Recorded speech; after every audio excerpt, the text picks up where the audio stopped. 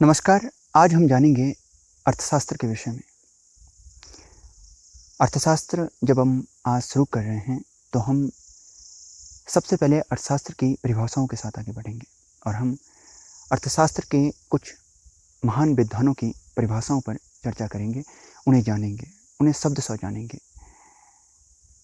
अर्थशास्त्र की परिभाषाओं को जब हम जान रहे हैं तो हम इन्हें 3 वर्गों में बांटेंगे, जहां हम सबसे पहले अर्थशास्त्र को विद्वानों ने जो परिभाषाएं दी हैं उसके जो मूल तत्व हैं या सार तत्व हैं,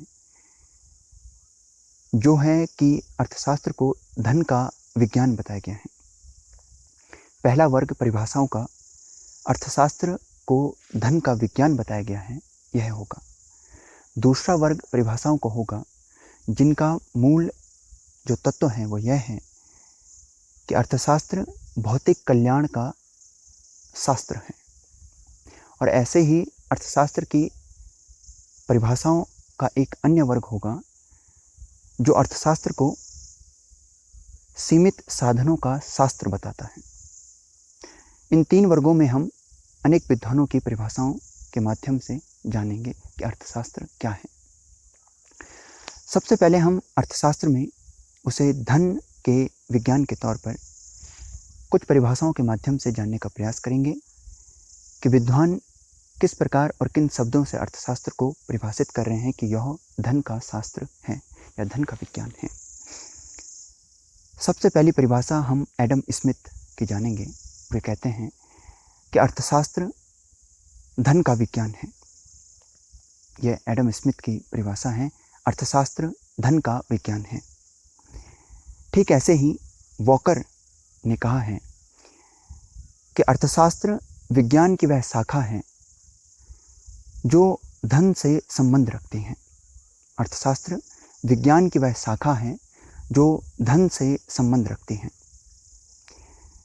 इसके बाद इसी वर्ग में एक परिभाषा जे.बी. से वे कहते हैं कि अर्थशास्त्र वह विज्ञान है जो धन को विवेचित करता है या धन की विवेचना करता है।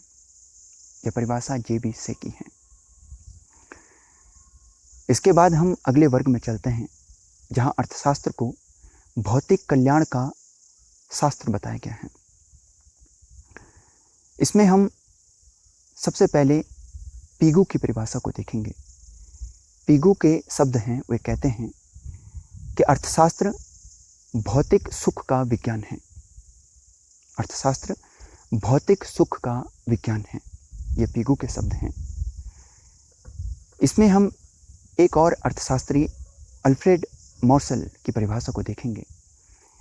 वे कहते हैं कि अर्थशास्त्र वह विज्ञान है जो मानव के साधारण जीवन, व्यापार संबंधी क्रियाओं का अध्ययन है। यह बताता है कि मानव कैसे धन कमाता है और व्यय करता है। इस प्रकार एक तरफ तो यह धन का शास्त्र है, वहीं दूसरी ओर जहां सबसे महत्वपूर्ण यह मानव जीवन के अध्ययन का एक भाग है। यह शब्द हैं अल्फ्रेड मोर्सल के और वे अर्थशास्त्र को इस प्रकार परिभाषित करते हैं।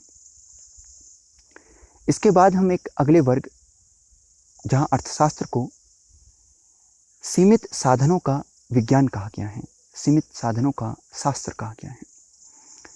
इसमें हम मुख्य तौर से रॉबिन्स की परिभाषा को देखेंगे, लियोनल रॉबिन्स की परिभाषा को देखेंगे। वे कहते हैं कि अर्थशास्त्र वह विज्ञान है जिसमें मानव व्यवहार का, उसकी अनंत आवश्यकताओं और सीमित साधनों, जिनका कि अनेक प्रकार से उपयोग हो सकता है, के मध्य संबंध के रूप में अध्ययन किया जाता है। यह रॉबिन्स की परिभाषा है।